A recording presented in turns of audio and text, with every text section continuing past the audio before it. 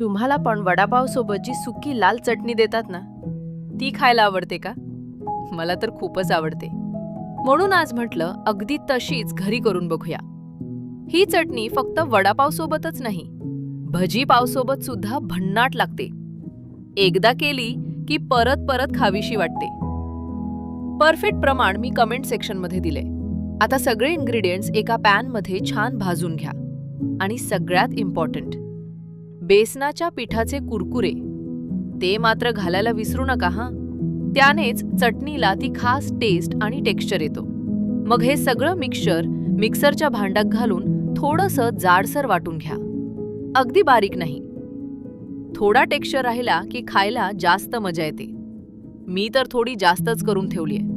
कारण वडापाव भजी पाव सोबत तर लागतेच, पण चपाती सोबत खायलाही मला फार आवडते. भूक नसली तरी ही चटणी असेल तर 2 घास जास्त जातात. अशाच सोप्या, मस्त आणि घरगुती रेसिपीसाठी सबस्क्राईब आणि लाईक पण करा.